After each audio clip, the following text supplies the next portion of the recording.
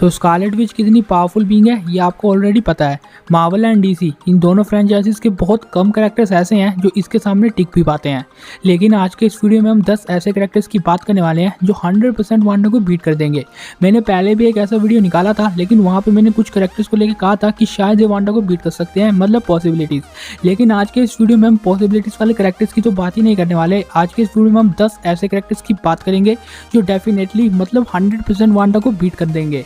इस वीडियो में हम मार्वल एंड डीसी के कैरेक्टर्स की बात करेंगे एंड बिग स्क्रीन से सुपर हीरोज को या कैरेक्टर्स को उठाएंगे। मतलब कॉमिक्स की बात हम नहीं करने वाले हैं, क्योंकि कॉमिक्स में तो बहुत से ऐसे कैरेक्टर्स मिल जाएंगे जो इस बीइंग को हरा सकते हैं। लेकिन आज के इस वीडियो में हम बिग स्क्रीन से ही इतने पावरफुल कैरेक्टर्स को उठाएंगे जो वांडा को बहुत ईजिली बीट करने का दम रखते हैं। तो चलो जानते हैं कि वो 10 कैरेक्टर्स कौन से हैं इस वीडियो को स्टार्ट करके।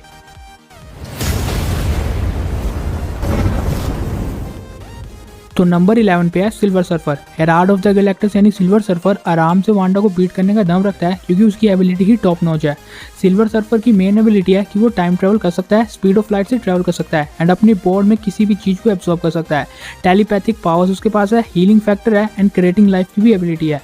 वो एनर्जीज को प्रोजेक्ट कर सकता है एंड सबसे इंपॉर्टेंट बात कि वो मैटर तक को मैनिपुलेट करने का दम रखता है। सिल्वर सर्फर की इन्हीं में से बहुत कमाल की ability like speed of light की हेल्प से वो इजिली वांडा को बीट कर सकता है। इसके अलावा टाइम ट्रेवल उसके पास है एंड बोर्ड की हेल्प से तो वो आराम से उसे बीट कर देगा।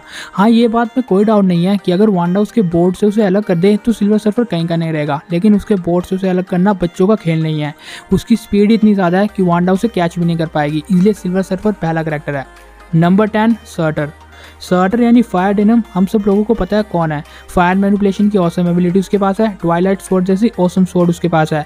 ये वही स्वॉर्ड है जिसकी हेल्प से उसने पूरे एस्गार्ड का सफाया किया एंड हेला का सफाया किया। माना जाता है कि ये बीइंग ओडिन के लेवल का था एंड ओडिन को बहुत तगड़ी टू टू फाइट देता था अपने प्राइम में। सर्टर जब इटर्नल फ्लेम से फुली चार्ज होता है तो उसे एस्गार्ड को डिस्ट्रॉय करने के लिए ही यानी रैग्नारोक आया है। इन सब बातों से प्रूव होता है कि सर्टर के फीट्स वांडा से बहुत खतरनाक है एंड वो वांडा को इजीली बीट करने का दम रखता है। Number 8 Odin and juice.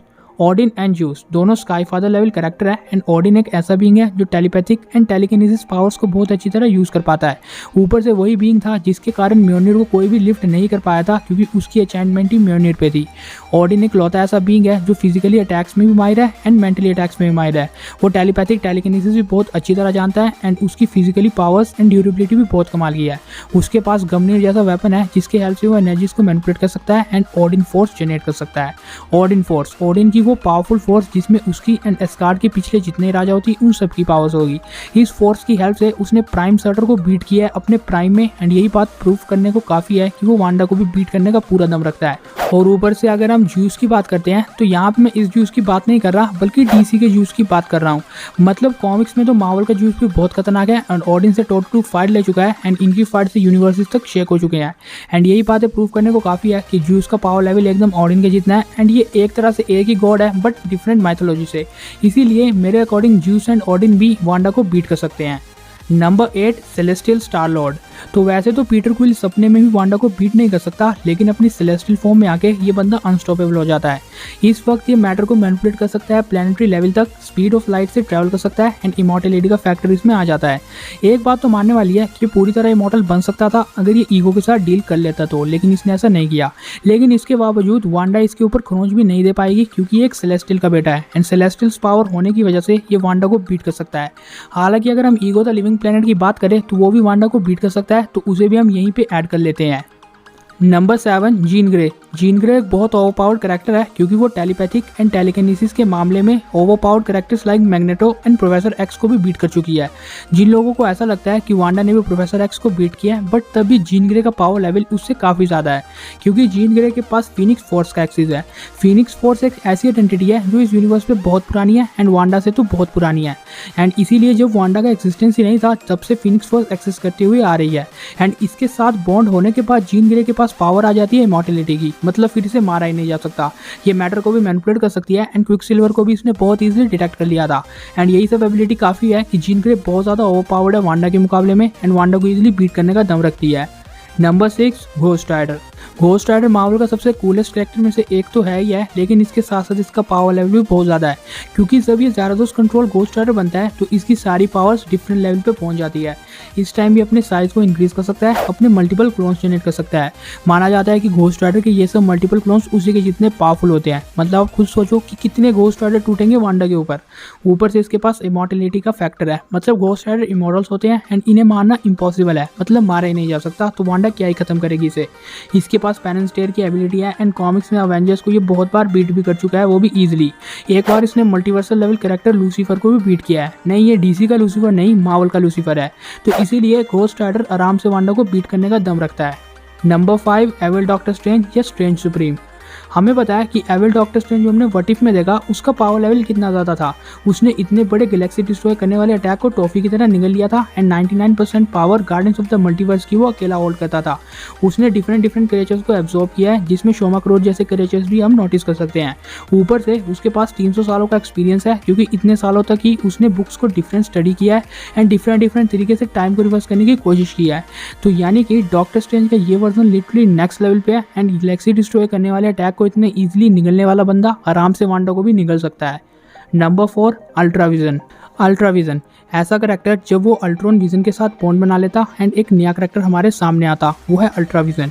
अल्ट्राविजन बहुत खतरनाक करैक्टर था, क्योंकि इसने थैनोस का चीरहरण तो किया ही है, लेकिन इससे बड़ी बात कि ये गैलेक्सीज को खा लेता था। गैलेक्सी डिस्ट्रॉय करने वाला अटैक डॉक्टर स्ट्रेंज के ऊपर इसने किया था एंड सबसे इंपॉर्टेंट बात कि इसके पास 6 इन्फिनिटी स्टोन्स भी थे।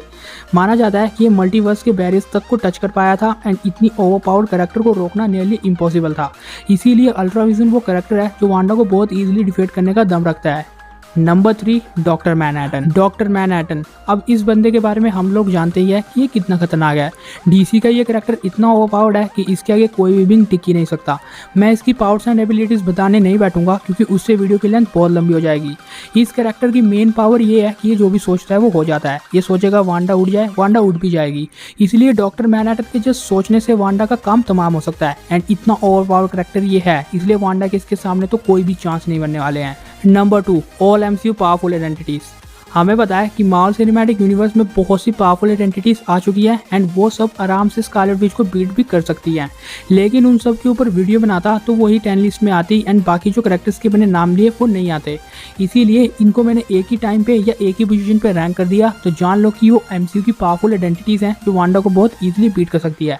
यहाँ पे आती है वो सारे सेलेस्टियल्स जिन्होंने डिफरेंट गैलेक्सीज को बनाया है एंड यहाँ पे आता है एरिशम द जज, जिसने खुद यूनिवर्स को बनाया है बिग बैंग करवा के।